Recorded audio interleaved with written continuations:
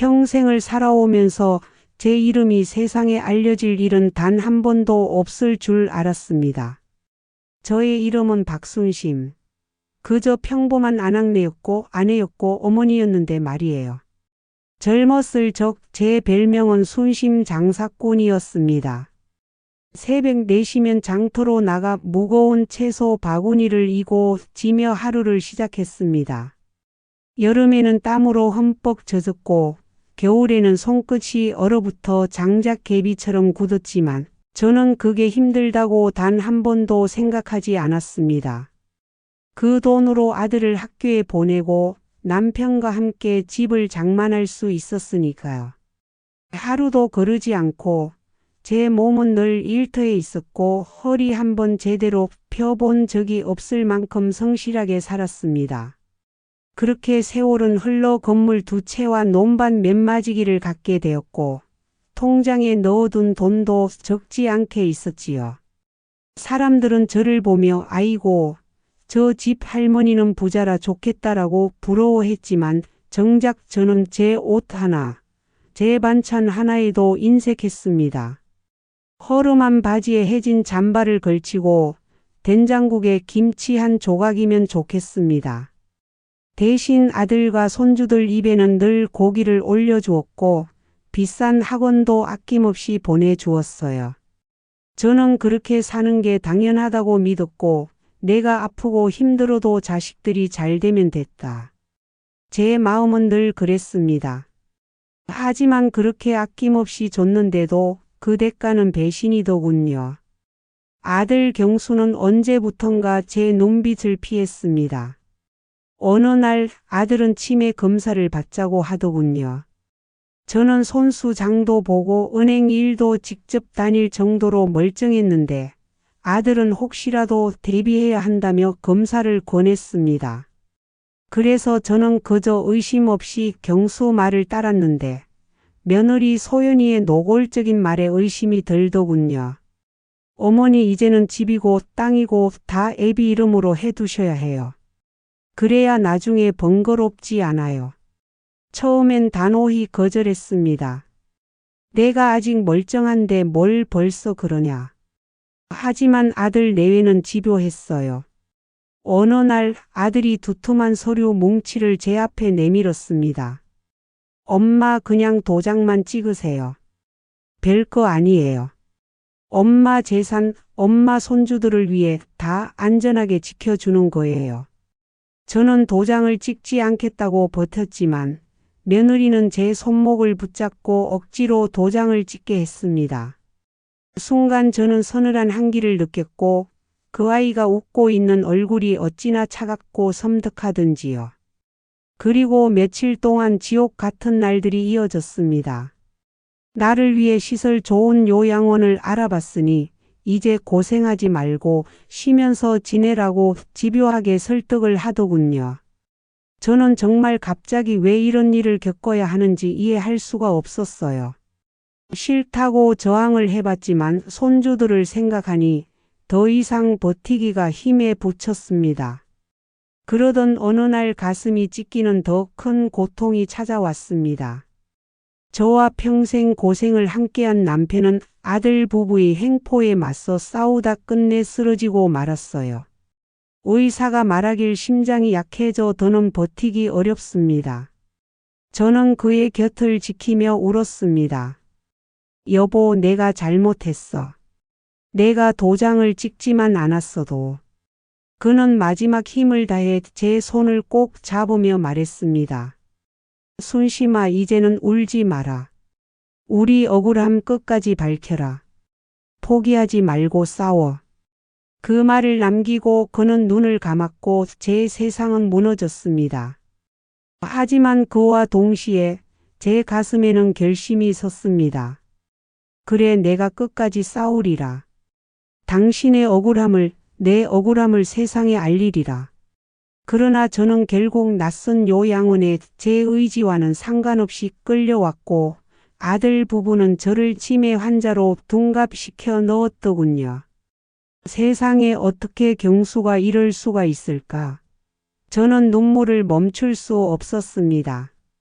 내가 평생 모은 돈으로 저 아이들이 나를 버리고 웃고 있구나. 요양원 침대에 앉아 주위를 둘러보니 낯선 하얀 벽, 쾌쾌한 양 냄새, 그리고 저처럼 가족에게 버려진 노인들의 흐릿한 눈동자가 주변을 채우고 있었습니다. 어디에서도 집의 온기 같은 건 느껴지지 않았어요. 창문 너머로 비치는 햇살조차 차갑게만 느껴지더군요. 저는 그곳에서 매일 절망감에 울었습니다. 가족이라는 울타리가 산산이 부서져 버린 현실 앞에서 제 삶은 한순간에 무너진 것 같았습니다. 내가 사랑으로 키운 자식이었는데, 내가 목숨처럼 모은 돈이었는데, 억울함과 배신감이 밀려올 때마다 가슴이 찢어지는 듯 했어요. 무엇보다 남편의 빈자리가 견딜 수 없었습니다. 병상에 누워 마지막까지 포기하지 말라고 말했던 그 목소리가 귓가에 맴돌았어요. 하지만 그를 잃은 뒤 저는 마치 두 다리를 잃은 듯 무너져 있었고, 매일 밤 그가 제 곁에 나타나 손을 잡아줄 것 같았지만 눈을 뜨면 차가운 요양원 천장뿐인 현실이 너무나 비참했습니다. 그렇게 하루하루를 힘들게 버티던 어느 날 저를 안쓰럽게 지켜보던 간병인이 말을 걸어왔어요. 안녕하세요, 어머니. 그 부드러운 목소리가 어찌나 고맙고 그리웠는지 저도 모르게 또 눈물이 흘렀습니다. 제가 실례가 안 된다면 어머니를 도와드리고 싶은데 괜찮으세요?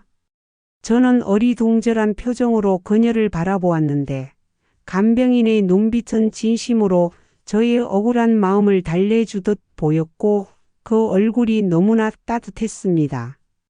그래서 그동안 힘들고 외로웠던 마음을 위로받듯 편하게 제 이야기를 천천히 또 담담하게 이야기하기 시작했어요.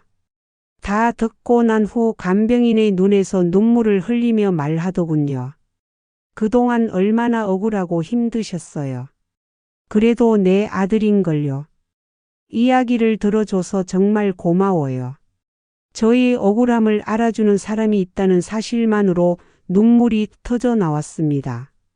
그리고 며칠 뒤 제 운명을 바꿔줄 사람이 나타났습니다. 나이 50 중반쯤 되어 보이는 사람이었는데 낡은 가방을 들고 있었습니다. 그는 정중히 인사하더니 제 앞에 앉으며 말했어요. 박순심 어르신 맞으시죠? 저는 변호사 한민석입니다. 저는 낯선 이름에 고개를 갸웃했습니다.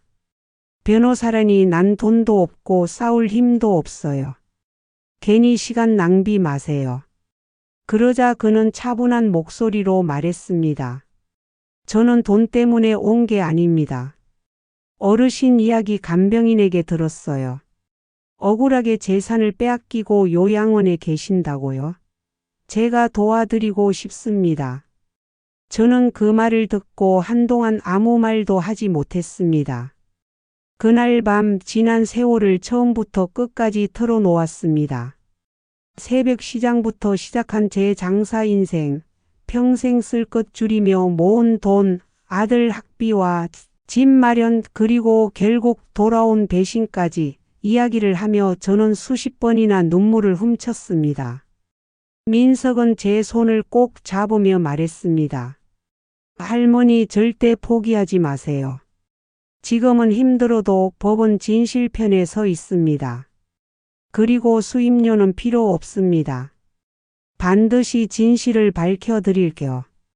그의 눈빛은 진심이 담겨 있었고 저는 순간 남편의 눈을 보는 것 같았습니다. 평생 함께 고생했던 남편이 마지막에 제 손을 잡고 했던 말. 절대 포기하지 마라. 그 말이 다시 떠올랐습니다. 정말 날 도와줄 수 있겠어? 제가 떨리는 목소리로 묻자 그는 단호히 고개를 끄덕였습니다. 네. 제가 증거를 찾고 싸우겠습니다. 어르신은 그저 용기를 내주시면 됩니다. 그 순간 제 가슴 깊은 곳에서 꺼져가던 희망의 불씨가 다시 타올랐습니다. 그래, 당신 말대로 내가 포기하면 안 되지. 이제는 내가 싸워야 한다. 요양원의 긴 밤은 여전히 차가웠습니다. 하지만 제 마음속에는 더 이상 눈물만 흐르지 않았어요.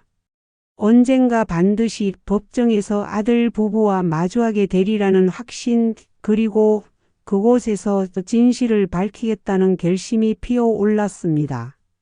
이제 저는 더 이상 억울하게 울기만 하는 노인이 아니었어요. 저는 싸우기로 결심을 했습니다. 단지 재산을 되찾기 위한 것만은 아니었어요. 아들이 바르게 살기를 바라는 마음도 있었지요. 변호사와 함께 법정 싸움을 준비하면서 저는 처음으로 제 억울함을 세상에 꺼내놓게 되었습니다. 아들 부부는 이미 모든 것을 치밀하게 꾸며 놓았더군요. 저를 치매 환자로 몰아세우고 재산을 빼앗은 과정이 얼마나 교묘했는지 하나하나 드러날수록 저는 분노와 허탈감에 치를 떨었습니다. 변호사가 말했어요. 할머니, 이 싸움은 쉽지 않을 겁니다. 아드님 부부가 이미 의료 서류와 위조된 계약서까지 준비해 놓았을 가능성이 큽니다. 하지만 반드시 허점을 찾을 수 있을 거예요. 며칠 뒤 열린 첫 변론기일.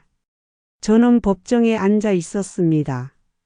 손발이 떨리고 목은 바짝 말랐습니다. 제 옆에는 아들과 며느리가 당당한 얼굴로 앉아 있었어요. 제 아들이 맞나 싶을 만큼 차가운 표정이었습니다. 판사가 묻자 경수는 태연하게 대답했어요. 어머니는 몇 년 전부터 기억이 흐릿해졌습니다. 중요한 건 기억 못하시고 사람도 잘 못 알아보셨습니다. 저희는 어머니를 위해 요양원에 모신 겁니다. 며느리 소연이도 억울한 척 연기를 하며 말을 이었습니다. 저희가 무슨 욕심이 있어서 그러겠습니까? 다 어머니 편안하시라고 그런 거지요. 어머니 재산을 탐한 것이 아니에요. 저희가 관리해 드려야 안전하다고 생각했습니다. 그들의 목소리를 듣는 순간 제 심장은 터질 듯 뛰었습니다. 거짓말이었지요. 저는 멀쩡했고 은행 업무도 직접 보고 이웃과도 정상적으로 대화를 나눴습니다. 하지만 그들은 눈 하나 깜짝하지 않고 저를 무너뜨리고 있었습니다. 그때 제 변호사가 자리에서 일어나 말했습니다. 재판장님, 피고 측은 원고 박순심 씨가 치매 판정을 받았다고 주장합니다. 그러나 저희는 당시 박순심 씨가 완전히 정상적인 상태였다는 증거를 제출하겠습니다. 그가 내민 자료는 재산 이전 서류가 작성되기 직전까지 제가 직접 서명한 은행 거래 내역이었고 입출금을 한 기록이 고스란히 남아 있었습니다. 은행 직원의 진술서도 함께였습니다. 박순심 씨는 거래 당시 아주 정신이 또렷하셨고 금액까지 꼼꼼히 확인하셨습니다. 법정 분위기가 잠시 술렁였지만 경수는 당황하지 않았어요. 어머니가 잠깐 정신이 들 때도 있었습니다. 하지만 대부분은 정상적인 정신이 아니셨어요. 우리가 도장을 대신 찍게 만든 건 어머니의 안전을 위해서였습니다. 거짓이 꼬리에 꼬리를 물고 이어졌습니다. 그들의 치밀함에 저는 다시 한번 무력감을 느꼈지만 변호사는 흔들림 없이 차분히 준비해온 또 다른 자료를 꺼냈습니다. 바로 요양원 간병인의 녹취록이었습니다. 어르신은 요양원에 처음 오셨을 때 멀쩡하셨어요. 자식들이 억지로 치매 환자라고 우기길래 저희도 이상하다고 생각했죠. 그 정언이 법정에 울려 퍼지자 저는 눈물이 왈칵 쏟아졌습니다. 마치 세상이 제 편이 되어주는 듯한 기분이었어요. 하지만 싸움은 아직 시작에 불과했어요. 아들 부부는 곧장 반격에 나섰습니다. 며느리는 울먹이며 말했어요. 재판장님, 저는 시어머니를 위해 제 인생을 희생했고 정성껏 모셨습니다. 그런데 저런 말은 너무 억울합니다. 며느리는 마치 억울한 누명을 쓴 것처럼 연기를 했습니다. 그 모습을 지켜보는 제 심장은 찢어지는 듯 했습니다.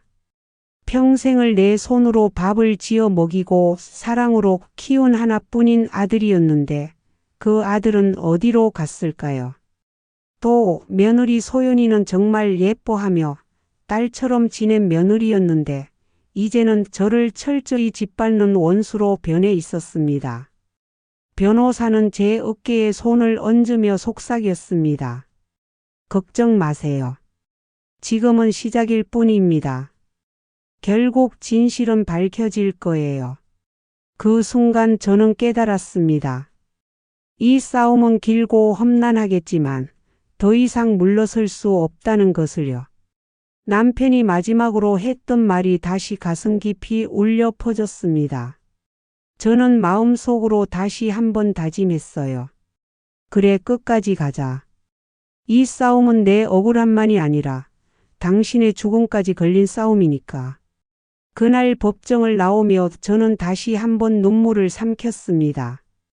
하지만 이번 눈물은 절망의 눈물이 아니라 싸움의 시작을 알리는 눈물이었습니다. 첫 번째 재판이 끝난 후 제 마음은 복잡했습니다. 분명 변호사가 증거를 내밀며 아들 부부의 거짓말에 균열을 냈지만 아들 부부는 여전히 당당했고 오히려 며느리는 재판장을 향해 눈물까지 흘리며 자신이 억울하다고 주장했습니다.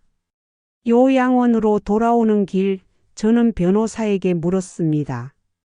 변호사님, 과연 제가 이길 수 있을까요? 저 아이들이 저렇게 치밀하게 꾸몄는데. 그는 단호하게 고개를 저었습니다.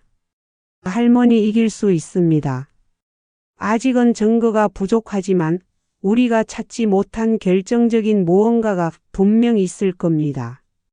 그 말이 제 가슴에 작은 불씨를 남겼어요. 며칠 뒤 변호사는 새로운 단서를 가지고 요양원으로 찾아왔습니다. 할머니, 남편분께서 돌아가시기 전 병원에서 음성 녹음을 남기셨더군요. 그 말을 듣는 순간 제 심장이 멎는 듯 했습니다. 뭐라고요? 우리 영감이? 변호사는 핸드폰을 꺼내 녹음을 틀었습니다. 거친 숨소리와 함께 들려온 목소리. 분명 남편이었습니다. 순심이는 멀쩡했어. 도장은 며느리가 억지로 찍게 했어요. 우리 억울함을 반드시 밝혀주세요. 그 목소리를 듣는 순간 저는 오열했습니다. 병실에서 마지막으로 제 손을 꼭 잡던 그의 얼굴이 떠올랐어요. 죽음 앞에서도 저와 우리의 억울함을 지키려 했던 남편을 생각하니 너무나 가슴이 아팠습니다. 이게 증거가 될까요? 제가 눈물로 묻자 변호사는 힘주어 대답했습니다. 그럼요. 이건 고인의 마지막 증언입니다. 법정에서 큰 힘을 발휘할 거예요. 그러나 그 소식을 전해 듣기라도 한 듯 아들 부부는 더 치밀하게 움직였더군요. 제 주변 사람들을 찾아다니며 거짓 증언을 부탁했고 오랜 이웃이던 사람들 중 몇몇은 돈에 눈이 멀어 그들의 편에 서겠다고 했습니다. 그 소식을 들었을 때 저는 가슴이 찢어졌어요. 내가 평생 믿으며 희노애락을 함께한 이웃들이었는데 돈 몇 푼에 이렇게 등을 돌리다니. 하지만 변호사는 포기하지 않고 요양원 간병인들과 은행 직원들을 일일이 만나 증언을 받아냈습니다. 저희도 이상했어요. 할머니는 분명 멀쩡하셨는데 자식분들이 계속 치매라고만 해서. 계약서 작성 당일에도 직접 숫자를 확인하셨습니다. 치매 환자라면 절대 불가능한 일이죠. 증언이 하나둘 모여들며 조금씩 저희 쪽에 힘이 생기기 시작했습니다. 그러던 어느 날 저는 법원 앞에서 우연히 아들과 마주쳤어요. 그는 저를 노려보며 낮게 말했습니다. 엄마, 왜 이렇게까지 하세요? 그냥 조용히 계시면 편하게 지내실 텐데 왜 우리 체면을 구기십니까? 그 순간 제 안에서 무언가 터져 나왔습니다. 체면? 내 체면이 그렇게 중요하냐? 내 아버지가 어떻게 돌아가셨는지 알면서 내 눈물과 내 아버지 억울한 죽음을 내가 모른 척하는 게 더 큰 죄다. 경수는 아무 말 없이 고개를 돌렸습니다. 하지만 그의 표정 속에는 불안이 스쳐갔습니다. 두 번째 공판 날. 변호사는 남편의 마지막 유언 녹음을 증거로 제출했습니다. 법정에 울려 퍼진 남편의 목소리에 저는 흐느끼며 손수건을 움켜쥐었습니다. 재판장은 무겁게 고개를 끄덕였고 방청석에서도 탄식이 터져 나왔습니다. 수군거림이 멈추지 않았고 판사 역시 심각한 표정으로 서류를 들여다보았습니다. 저는 그 순간 남편의 목소리가 이 싸움의 무게를 바꾸어 놓았음을 직감했지만 그것이 끝이 아니었습니다. 그때 갑자기 며느리가 날카롭지만 떨리는 목소리로 소리쳤습니다. 저건 조작된 겁니다. 누가 그런 걸 믿겠습니까? 하지만 며느리의 목소리는 이미 스스로 진실을 드러내고 있었어요. 그래도 아들 부부는 끝까지 더 집요하게 제 억울함을 부정하려 들더군요. 재판장님, 저 녹음은 조작된 겁니다. 저희는 어머니가 치매 진단을 받으셨다는 병원 기록을 제출하겠습니다. 경수는 단호한 목소리로 외쳤습니다. 그리고 그들은 두툼한 서류 뭉치를 제출했어요. 병원 이름이 찍힌 진단서, 의사의 서명이 담긴 차트까지 있었습니다. 순간 제 가슴은 철렁 내려앉았습니다. 그럴 리가 없는데 정말 저를 치매 환자로 만들려고 의사까지 끌어들였단 말입니까? 눈물이 왈칵 쏟아졌습니다. 그러자 변호사가 자리에서 일어나 말했습니다. 재판장님, 저 진단서는 위조된 문서입니다. 같은 날짜에 박순심 씨는 은행에 직접 방문하여 거래를 하셨고 은행 CCTV와 직원의 증언을 증거로 제출하겠습니다. 순간 법정 스크린에 CCTV 영상이 재생되었어요. 화면 속에는 제가 은행 창구에 앉아 직원과 또렷하게 대화하며 거래하는 모습이 찍혀 있었습니다. 숫자를 직접 확인하고 사인을 하는 제 모습은 분명 치매 환자와는 거리가 멀었습니다. 방청석에서 탄성이 터져 나왔습니다. 재판장은 진단서를 작성한 의사에게 직접 정언을 요청했습니다. 그는 긴장한 얼굴로 법정에 들어왔어요.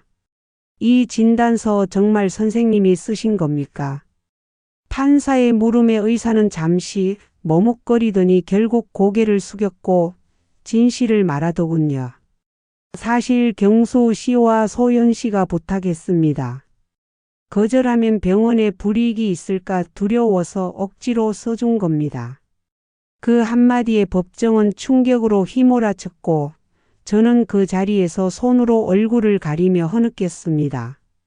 세상이 무너져 내린 듯한 순간이었지만 동시에 남편의 목소리가 제 귀에 울려 퍼지는 듯 했어요. 순심아, 진실은 반드시 드러난다. 그러자 며느리가 갑자기 자리를 박차고 일어나 울부짖었습니다. 시어머니가 우리를 얼마나 힘들게 했는지 아십니까?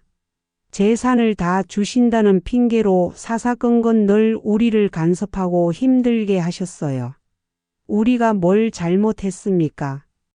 그녀의 말은 칼날처럼 제 가슴을 찔렀습니다. 저는 눈물을 닦으며 떨리는 목소리로 말했습니다.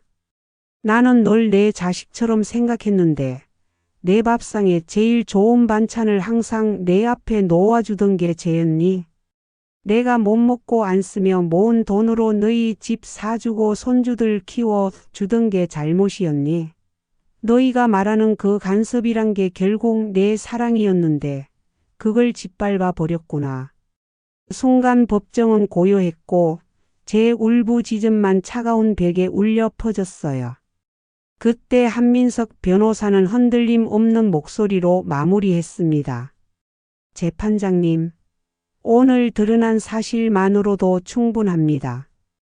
피고 측은 위조와 거짓으로 진실을 가리고 심지어 아버지의 죽음마저 방관했습니다. 이 사건은 단순한 가족 분쟁이 아닙니다. 인간의 최소한의 양심과 정의가 무너진 비극입니다.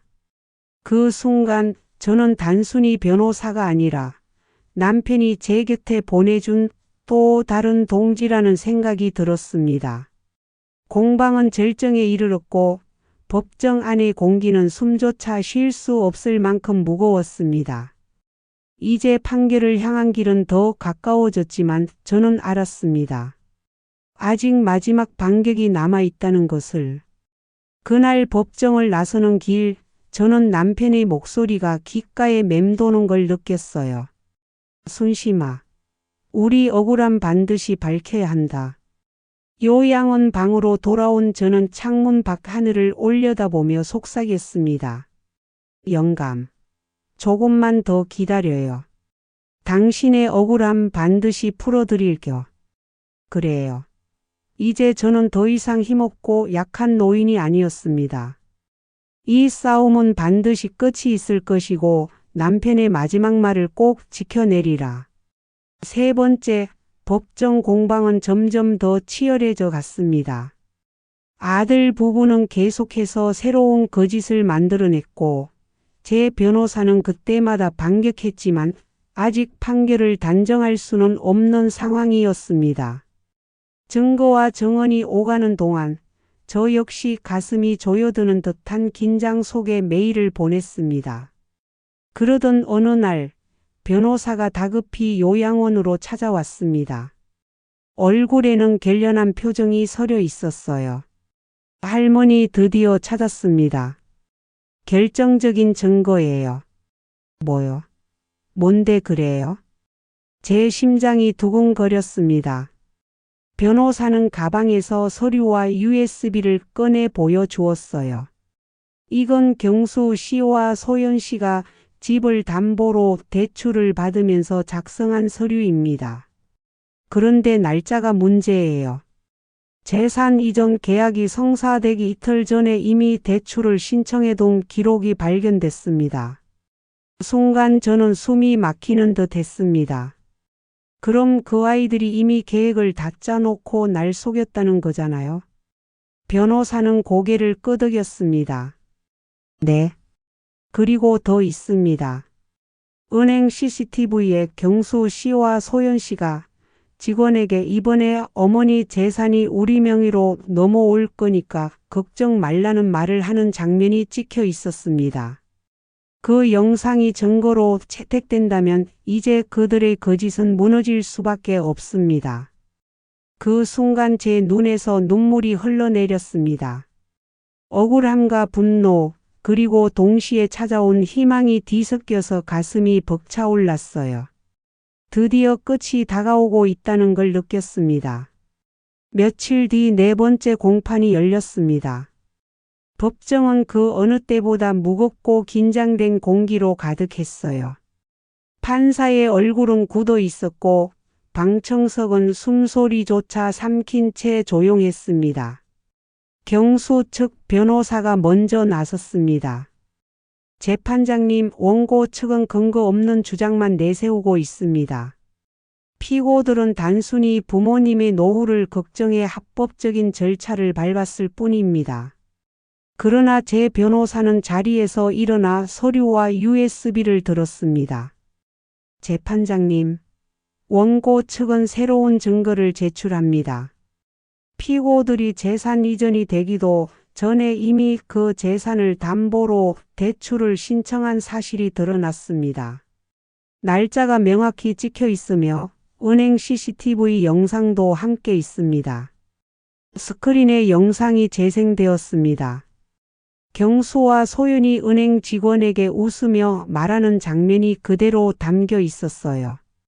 걱정하지 마세요. 이번에는 어머니 재산이 다 우리 쪽으로 넘어올 거예요. 순간 법정은 술렁였습니다.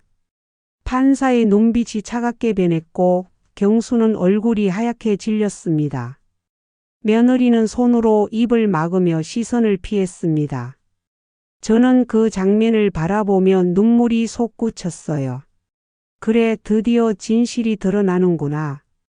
당신 말대로였어, 영감. 억울함은 언젠가 반드시 밝혀지는 거였어. 변호사는 마지막으로 판결을 향해 단호히 외쳤습니다. 이 사건은 단순한 가족 분쟁이 아닙니다. 노부모의 희생을 짓밟고 재산을 갈취하려는 파렴치한 범죄입니다. 정의가 반드시 살아있음을 보여주십시오. 법정의 공기는 숨막히도록 무거웠습니다. 판사는 잠시 정적을 지키더니 다음 기일에 최종 판결을 내리겠다고 선언했습니다. 그날 법정을 나서며 저는 하늘을 올려다보며 말했어요. 여보, 이제 다 왔어요. 조금만 기다려요. 곧 우리가 이길 거예요. 제 발걸음은 여전히 무겁고 떨렸지만 가슴 깊은 곳에는 더 이상 두려움이 자리하지 않았습니다. 이제는 끝이 보이고 있었습니다. 마지막 반격은 이미 시작되었고 진실은 더 이상 가려질 수 없었습니다. 그리고 최종 공판일. 법정으로 향하는 제 발걸음은 무겁고 떨렸지만 이번만큼은 두려움보다는 확신이 더 컸어요. 남편이 남긴 목소리, 변호사가 끝까지 포기하지 않고 찾아낸 증거들. 모든 것이 저를 이 자리까지 이끌어 주었습니다. 법정 안은 숨소리조차 크게 느껴질 만큼 긴장된 공기로 가득했습니다. 방청석은 사람들로 가득했고 언론 기자들의 카메라도 법정을 향하고 있었어요. 판사가 들어서자 모두가 일어났고 무거운 목소리가 울려 퍼졌습니다. 지금부터 원고 박순심 씨와 피고 김경수, 이소연 부부에 대한 사건의 최종 판결을 내리겠습니다. 경수와 소연이는 여전히 당당한 얼굴을 하고 있었습니다. 그러나 그들의 손끝은 미세하게 떨리고 있었고 판사가 먼저 저에게 시선을 주었습니다. 원고 박순심 씨는 이번 사건과 관련해 치매 판정을 받았다는 주장을 전면 부인하셨습니다. 이에 대해 피고 측은 병원 진단서와 관련 자료를 제출하였지만 그 서류가 위조되었다는 사실이 밝혀졌습니다. 또한 은행 CCTV와 간병인 증언, 그리고 고인이 된 김철호 씨의 녹음 기록까지 원고가 당시 온전한 판단력을 지니고 있었다는 점이 명확히 드러났습니다. 그 순간 제 가슴은 뜨겁게 뛰기 시작했습니다. 남편의 목소리가 법정 안에서 다시 살아나는 것 같았어요. 판사는 이어서 경수와 소연이를 바라보며 단호히 말했습니다. 피고 김경수, 이소연 부부는 노부모를 속이고 위조와 거짓을 동원해 재산을 갈취했습니다. 이는 단순한 가족 간의 다툼이 아닌 명백한 범죄 행위입니다. 순간 방청석에서 탄식과 분노의 목소리가 터져 나왔습니다. 기자들의 카메라 플래시가 연이어 번쩍였고 판사의 목소리는 한층 더 무겁게 이어졌습니다. 이에 따라 본 법원은 원고 박순심 씨의 재산을 원상 복구하며 피고 김경수와 이소연에게는 각각 횡령과 사기죄로 중형을 선고합니다. 순간 제 눈에서는 눈물이 폭포처럼 쏟아졌습니다. 손끝이 떨리고 가슴이 벅차올라 목이 메었습니다. 그토록 기다리던 순간, 억울함이 풀리고 진실이 드러난 순간이었어요. 경수는 그 자리에서 무너져 내린 듯 의자에 주저앉았습니다. 얼굴은 창백했고 더 이상 아무 말도 하지 못했습니다. 소연이는 울부짖으며 판사에게 매달리듯 말했어요. 재판장님, 우리는 그저. 하지만 그녀의 목소리는 더 이상 누구의 귀에도 닿지 않았습니다. 저는 자리에서 천천히 일어났습니다. 다리에 힘이 풀릴 만큼 떨렸지만 변호사가 제 팔을 붙잡아 주었습니다. 저는 흐느끼며 하늘을 바라보았어요. 여보, 우리가 이겼어요. 드디어 우리가 이겼다고요. 남편의 목소리가 귓가에 들려오는 것 같았습니다. 순심아, 고생 많았어. 이제 됐어. 이제야 눈을 감을 수 있겠구나. 그 순간 그토록 무거웠던 제 어깨가 한순간에 풀려나가는 것 같았습니다. 법정을 나서는 발걸음은 무겁지 않았습니다. 눈물이 계속 흘렀지만 그 눈물은 억울함의 눈물이 아니었어요. 마침내 정의가 살아있음을 확인한 통쾌하고 벅찬 눈물이었습니다. 판결이 내려진 그날 이후 제 삶은 천천히 달라지기 시작했습니다. 오래도록 갇혀있던 그 좁고 차가운 요양원 방을 나서며 마치 무거운 족쇄가 풀려나가는 듯 했어요. 하늘은 유난히 푸르렀고 바람은 제 뺨을 스치며 따뜻했습니다. 저는 두 손을 모아 하늘을 올려다 보았어요. 여보, 이제 우리 억울함이 풀렸어요. 당신 말대로 포기하지 않고 싸웠더니 결국 정의가 이겼어요. 남편의 목소리가 아직도 귓가에 맴도는 듯 했습니다. 그의 미소, 그의 따뜻한 손길, 마지막 순간에도 제 손을 꼭 잡고 포기하지 말라고 했던 그 말. 저는 그 유언 같은 목소리를 평생 잊을 수 없을 겁니다. 한민석 변호사는 제 곁을 끝까지 지켜주었어요. 그는 승소 후에도 저를 요양원에 혼자 두지 않았습니다. 할머니, 이제는 편히 사실 수 있도록 제가 자주 찾아뵙겠습니다. 그의 말에 저는 말없이 깊이 고개를 끄덕였어요. 변호사님, 당신이 아니었다면 나는 이미 이 세상에 없었을 거예요. 당신은 내게 다시 살아갈 용기를 준 은인입니다. 그리고 얼마 뒤 재산은 다시 저에게 돌아왔어요.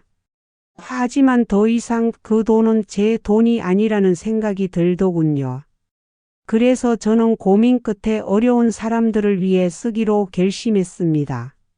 남편과 저희 이름을 따서 순호재단이라는 단체를 만들어 가난 때문에 꿈을 접는 아이들이 없도록 배움의 길을 이어갈 수 있도록 돕고 싶었습니다.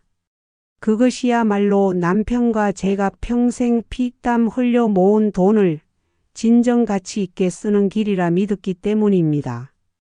아들 경수와 며느리 소연이는 중형을 선고받고 교도소에 수감되었습니다.